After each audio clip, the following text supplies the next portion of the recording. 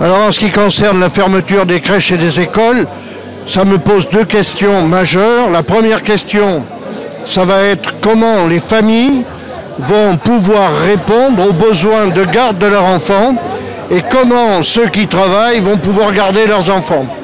La deuxième chose, et j'espère ne pas être de mauvais présage, c'est qu'en termes épidémiologiques, si les enfants sont gardés par les grands-parents, nous allons avoir une promiscuité avec un risque de transmission de la part des enfants vis-à-vis de leurs grands-parents, de l'infection si elle doit se multiplier.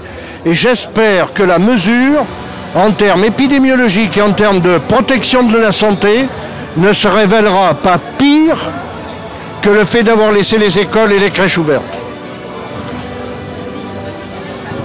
Un problème aussi économique, parce que vous êtes employeur également, la ville est employeur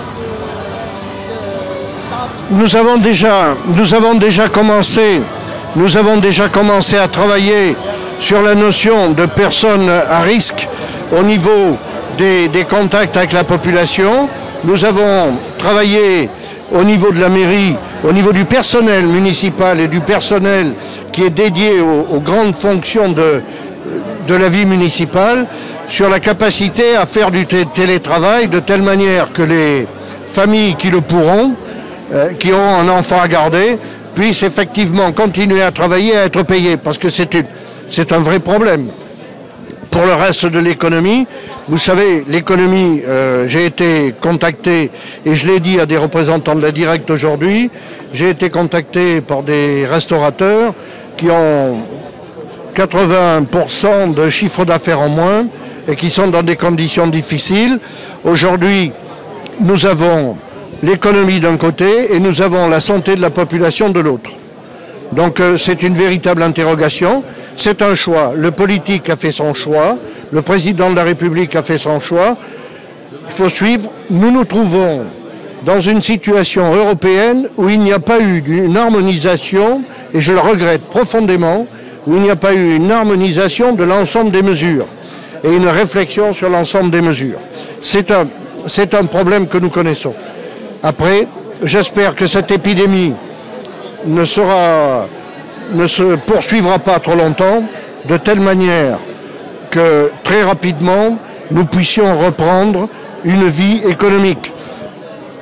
Aujourd'hui, l'ensemble des bourses sont dévissées, nous mettons dans une crise économique et financière assez inquiétante, si elle devait durer, parce qu'elle est du niveau de 1929. Donc ça, c'est une véritable interrogation. Après, les écoles fermées, eh bien, ça va nous poser le problème de ce que nous allons faire des agents. Les personnels, il va falloir qu'on les mette. Des commandes aussi, des produits alimentaires. Bon, va falloir que l'on gère très vite. Alors les produits alimentaires, je pense qu'il y en a de périssables. Et là, nous allons alimenter la bonne assiette et autres systèmes associatifs, de telle manière qu'aucune nourriture ne se perde. Nous avons des pauvres à l'image. Il faut pouvoir, soit par le biais de l'épicerie sociale et solidaire, il faut pouvoir donner à manger à des gens dont la situation économique n'est pas bonne, de telle manière que rien ne soit perdu et qu'il n'y ait pas de gaspillage. Vincent. Non, parce qu'il y a aussi le problème de l'information aux familles. Parce que toutes les familles ne suivent pas nécessairement les médias. Alors il y aura certainement une information dans toutes les écoles demain dans l'après-midi, puisqu'on est quand même déjà à la veille du week-end, de manière à informer toutes les familles sur déjà les mesures à prendre et leur comportement. Mais on doit tout d'abord travailler avec l'éducation nationale pour voir comment on va accompagner les familles dans ces fermetures.